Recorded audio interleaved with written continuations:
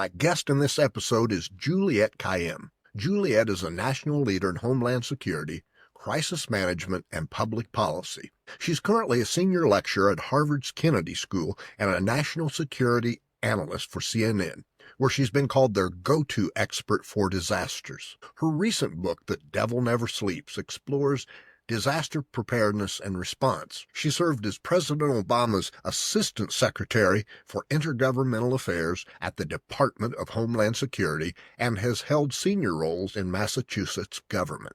She's a Pulitzer finalist and a Telly Award winner and an expert on security, resilience, and crisis planning.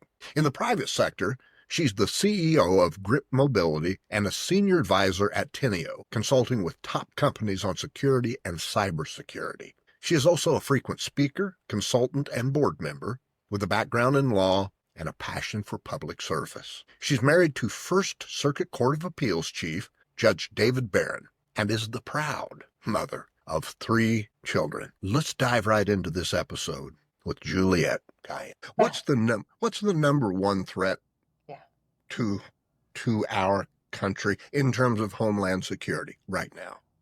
I would say right now, I think it is violence or the threat of violence as the accepted extension of our policy differences. It has entered our dialogue. It has entered our public space.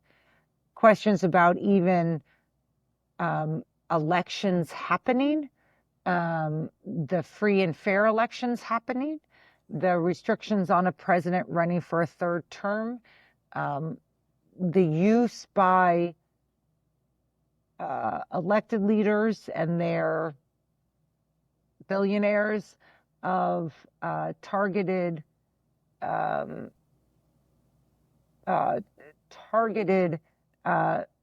dismay at judges and their families, congresspeople and their families. All of it surrounds our discourse in a way that I've never seen before in my lifetime. You answered the next question as well. Yeah. I was going to ask if you had ever seen this many variables. No, I look. You know, in the both sides worlds, I'm supposed to say left-wing violence and blah, blah. Look, you know, look at people on the street and looting during the George Floyd riots. The difference now is that it's state-authorized, permissive from the government. You cannot compare an activist or a nihilist during the George Floyd riots who wants to break windows, or even someone who's destroying Teslas now. All wrong. Violence is wrong. Destruction of property is wrong. To a political endorsement of violence, January 6th, and its forgiveness. Like, let's not forget, it's not just that January 6th happened. They've now all been pardoned. So you've created this permissive structure, let alone the ability of these guys to go out again. It's apples and oranges, and people will demand both sides ism, but you can't compare them. I mean, no, so no, you can't. Where does Elon Musk fit into the picture in terms of a national security risk? Yeah. Interesting. Okay, so, I mean, there's a couple pieces to it. I mean, one is he controls information in a way that we've never seen before. In particular, it's not just Twitter, because people can get off Twitter, Starlink. He controls a capacity for nations to communicate, in particular in times of crisis, as we've seen with Ukraine, and then has the ability to threaten it. Now, what you're seeing with Elon, though, is that it's very hard to manage national security with commercial interests, because the market will turn away from you if they don't like what you're doing. So what you're starting to see with Tesla and even Starlink, as some countries move away from it, is that. The fact that we do not know who the members of DOGE are, what their security clearances are, who's paying them, what foreign countries are paying them. I have no doubt, and I'm willing to say this, because they're young, because they're unsophisticated, because they're cocky, one or more of them will end up in jail in my lifetime, because there's no way that you can have that kind of power and access to information and not disclose it, get paid for it, and all that stuff. Their cockiness is going to get them in jail. So, I mean, I don't like them, but if I were their mother, because I'm old enough to be their mother, I would say one of you is ending up in jail, and I don't want it to be you. The third is, of course, who is he? And why does he get to make these decisions? So that gets to the democratic norm side of this. Congress passes budgets, programming, policies. And Elon Musk, under the guise of efficiency, though he's given up that guise, is basically going after progressive, not even progressive, the post-World War II entitlement state. And entitlement makes it sound bad. I'm talking about Social Security. I'm talking about Medicare. I'm talking about, yeah. Right. So in that way, he's becoming an Article 1, which is the legislative, figure, but only Congress can fix that. And they can fix it. I mean, tiny violin for these guys, like, you can fix it. Do you have any hope? Because we hear rumblings from within the GOP. Yeah. That some are starting to feel like Trump's pushing this way too far, or Musk and Trump.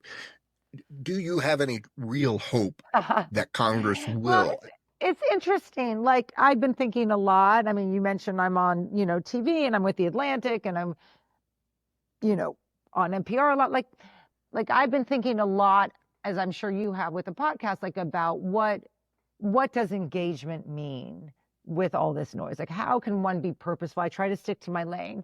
And I've come to describe what we are in now, not as a resistance with a capital R. And I think, like, that was Trump 1.0. Part of it was he didn't win the popular vote. And there was a lot of evidence that he had gotten support by the Russians to help him win. I don't know what that looks like, but at least in the investigations, that was true.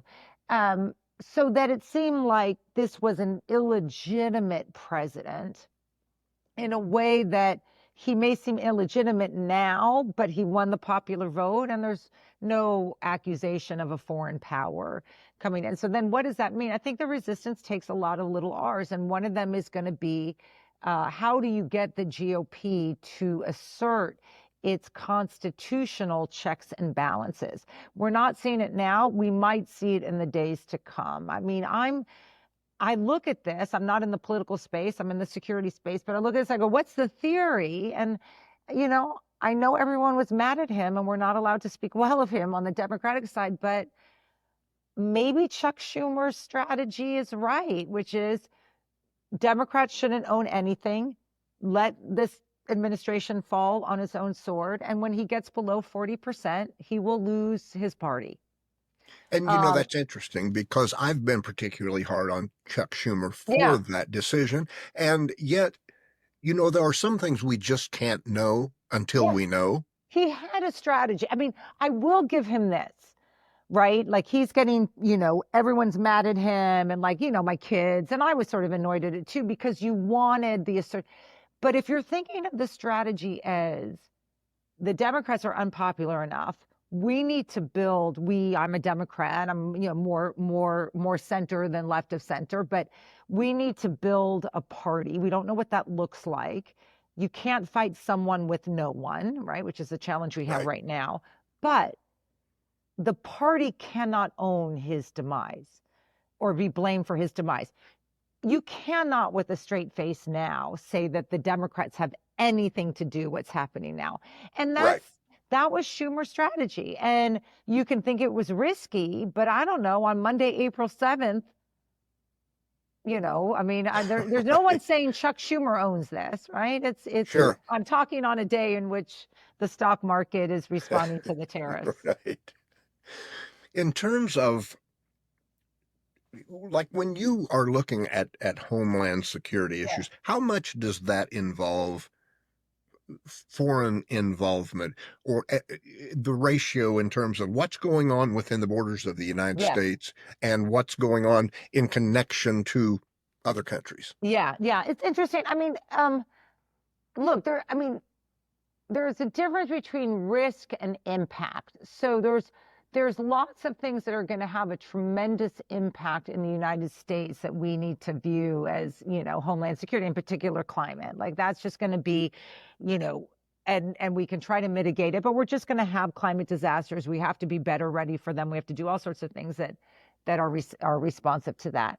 But, Homeland Security is really about borderless threats. It's about, I mean, we'll have domestic threats, but we'll also have, eggs coming in from Canada, or who knows, measles probably started in Mexico, or the measles outbreak now, or radicalization starting, with ISIS, let alone the state sponsored attacks like we see with cyber.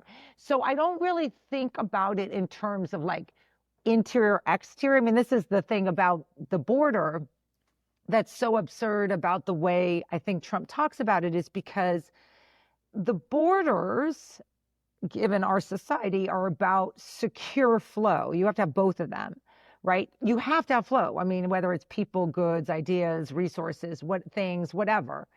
And the security part, if you just talk about that in isolation, doesn't make any sense. And we're about to see that. And so the way to think about Homeland Security is more about how I describe it as the secure flow of people, goods, ideas, and networks, so that you're putting an emphasis on our connectivity rather than the walls. And it's just a different way of thinking about it than I think the Trump administration has. Interesting. I know a couple of people who were former Tier 1 operators Yes. and on the discussion of going after the cartels, they both tell me that will not work out well for the United States in terms of they think we will see a sharp spike in violence within the United States. Do you have any thoughts on that? Yeah, I mean, I think I think like we don't know what's going to happen. We know there's going to be elections well, Tier 1, you mean like critical infrastructure?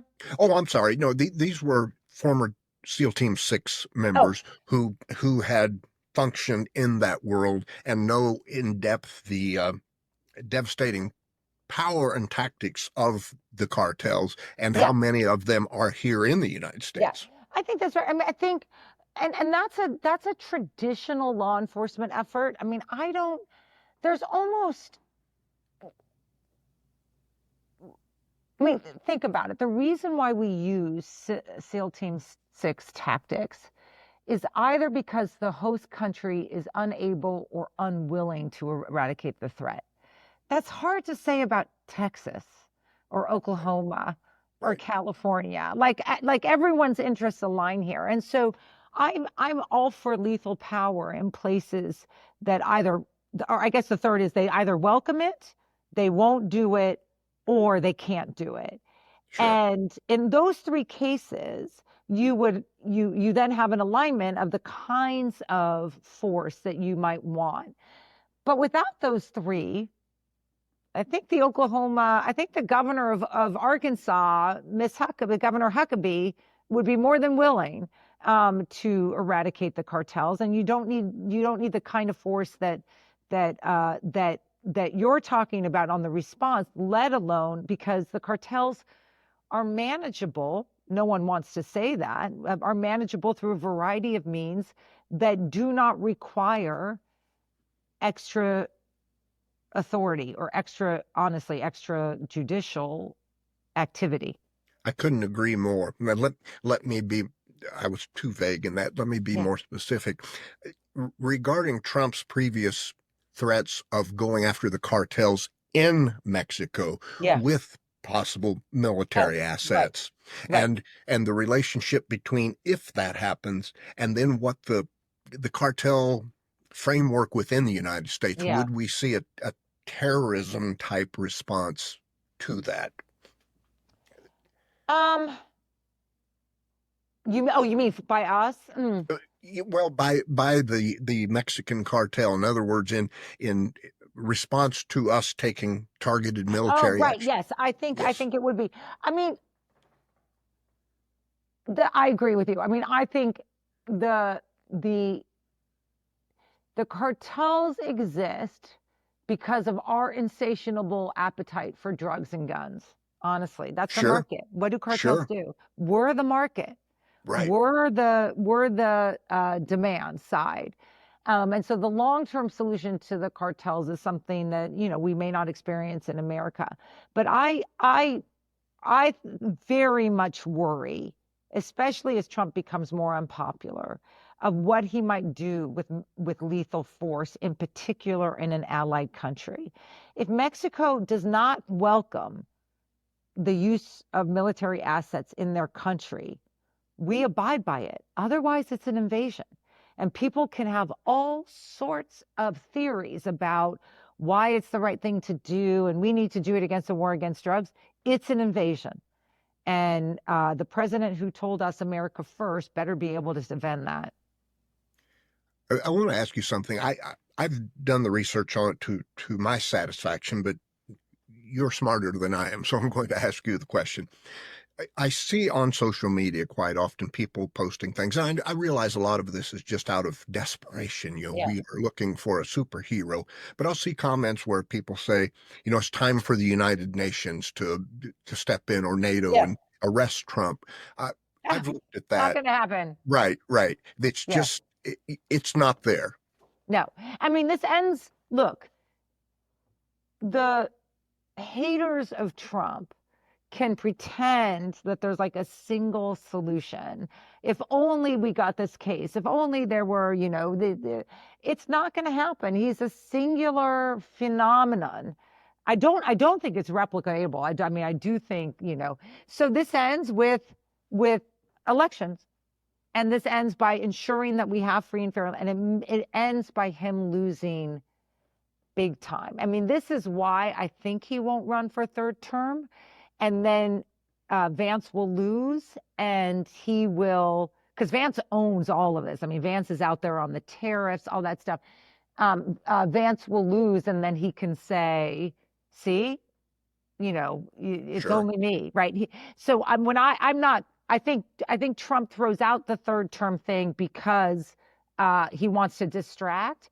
But if Trump is many things, he's very, very politically savvy. If you're him, you are, you're not running again. You're letting Vance lose, and then you were the greatest thing ever, right? If Vance loses, that's better for Trump in a weird way, in his weird ego way.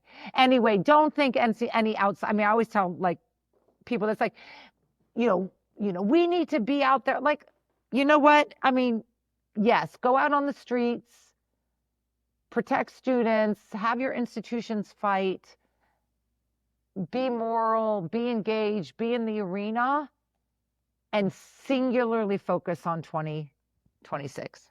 And that's refreshing to hear, because not too many people are just coming out and saying that. And I think one reason is it scares people, right? Yeah. To think, oh my God, it comes down to that where it's iffy and it could go either way, because again, everybody wants that superhero overnight fix. Look, I mean, right. No, I think that's right. The overnight fix. That's exactly like, and we thought this in Trump 1.0, like, remember, like people would be on TV and my network. I mean, people would be on TV and they'd be like, this is the case. He's going to jail. Like, like one court ruling is going to do that, or the Mueller report.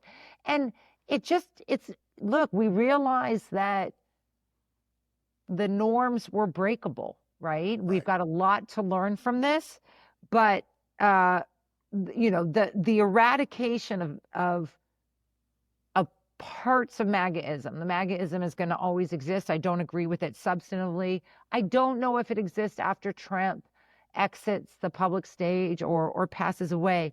But what I do know is that the violent, destabilizing elements of MAGA have to be eradicated in the ballot booth. And that's on the Democrats to figure out who's our messenger and what's our message. Yeah. And I know in reference to the issue we were just talking about, you said, it's not like just a single issue. So I, No. I know that you think in terms of the full picture and the complexity. What two or three issues, looking back to the 2024 election, Yeah. what two or three issues do you think could have been addressed differently that might have made a Yeah. difference? I have three: immigration, immigration, immigration. Bingo. And this is where I got on the other side of my party, right? For 3.5 years, let me put it, Democrats tend to convince themselves that border security is a mythology of Fox News. And we still don't know how we want to talk about it, but we better start talking about asylum rules were being abused. The caravans were real, that the dysfunctional and permissive nature of a lot of our border enforcement policies were creating a magnet.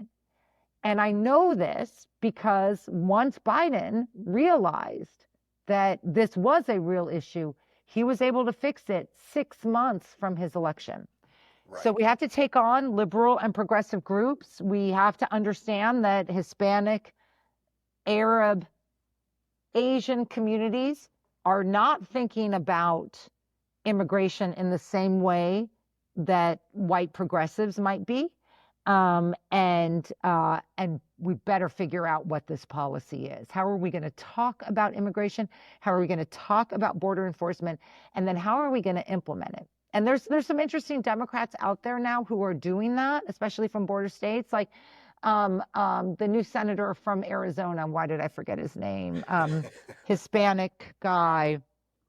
Yeah, You know who I'm at a talking loss for about. the name too, but Yes. yes, I Anyway, do know. so he's talking about what the community thinks about. And it's very different than the talking points of the liberal elite in New England, It right? is. Yeah. It is. When, in this case, it was President Biden, but with any president, when it takes them so long to get on board with realizing, in this Right. case, the border, is that the result of them getting bad information, or is it the result of their own resistance and isolation? I think it's the result of the whole groups phenomenon. I don't mean to blame the groups; they have done good. Is feeling that the groups represented the issue in a way that Right. they didn't, and I think that ends up being the big challenge. Right. Right. I think it's the groups came to really be asylum groups, right? Groups that were focused on asylum. Well, the border is much more complicated than that. It's about Certainly. flows and enforcement and right. But Right. if the Democratic policy after this is, enforcement, interior enforcement has been horrible, ICE is horrible. Like no one's going to doubt that. You got to finish the sentence, which is ICE's priority in a Democratic administration is going to be workplace enforcement. Yeah. Period. That's it. We're not going to go after schools. We're not going to go after, we might eventually, right? But it's going to be workplace enforcement and real criminals. And it's not going to be this BS of putting innocent people in jail in El Salvador, which they're taking up to the Supreme Court. I mean, that's how scary it is about what they think their authority is. They've admitted that they made a mistake with one of these guys, one of the Venezuelan guys. Right. I'm going to ask you this question. It may seem from left field, and my subscribers are probably going to give me a hard time for even posing this question. But is there the chance, as absurd as it sounds, is there the chance that somewhere down the road that it's undeniable and that some of these things Trump has done actually have benefited the country in any way? I was accused the other day of being too. I think Trump is a political genius in the way in which he can assert or capture a discontent. Right. And I agree. in that way, I think he was right about the border. I mean, I think he's right about conditions-based disaster relief. Where he's always wrong is in what the solution specifically should be. Makes So sense. it's Yes. not, going to mosques or whatever, or um, or conditioning California's relief on them changing their voting rules, right? So I do think, like, if a Democrat came in and said, I think Trump was right about X, Y, or Z, his solutions, though, I mean, about exposing that we need to fix this, here's my solution. We cannot be on defense. I mean, this is, I keep yelling, who's doing, I mean, we've got to win the elections, but who's doing Project 2029? Yeah. And is that what Gavin Newsom is attempting to do? Maybe. I'm not sure he's the one. I mean, he's getting better. I mean, I thought in the early ones of his podcast, I thought he was like a little bit too dumbstruck by the pod boys of the right wing. I think he's getting a little bit better. But I think I applaud him, as I do others, who are trying to figure out, trying to fill spaces, and then also tell the story of why government matters. We've got to tell that story. So, because the Republicans are telling that story, and it's not a good one. Right. Yeah. I'll tell you somebody who will probably be in the running, or I assume, who seems to have a very balanced way of talking about things. And I'd like your feedback on that. J.B. Pritzker. Yeah, I think Pritzker is good in that sense, is that he's tough, but he's action oriented. I like the governors. I mean, I really do. I like Bashir. I'm good friends with him, but I like various governors throughout. So there are a number of governors, and maybe even retired governors who will jump in. But I mean, we can't. Oh, sorry, that was Amara. That was who's been talking. She's like, "Did you find him?" Yes, I found him. Sorry, I had turned that off. Okay.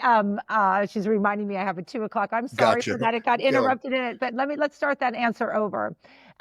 Look, I like what Gavin Newsom is doing in the sense of he's trying to fill spaces that we've avoided, Democrats have avoided.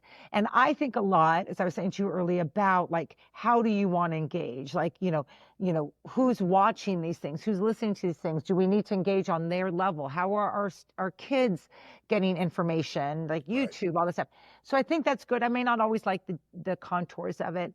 And I think it's good that that's coming from governors, right? And so if you think of someone like J.B. Pritzker, Bashir from Kentucky, obviously Gretchen Whitmer from Michigan. You've got the Joshes, Josh Stein and Josh Stein in North Carolina and Josh in, oh my God, in Pennsylvania. Good morning. You've got a lot of really interesting characters, but we've got to learn how to say the narrative of why government matters. Yes. And why it's meaningful in people's lives, because they're figuring it out right now. They're figuring. I mean, we're a lot. Everyone says the rich get richer. Everyone's getting poorer today. April 7th. Yes. Well, listen, I agree that it's good that they're speaking out too, and I also think it would be good if you make your 2:00 appointment. I know. Thank you so much. Hey, you're a sweetheart. Listen, sorry for the mix-up at the beginning, but thank you so much, Juliet. Okay, maybe we can do this again someday. Okay, wonderful. You have a wonderful time. Let us know when it's up. Bye. All right. Bye-bye. Bye.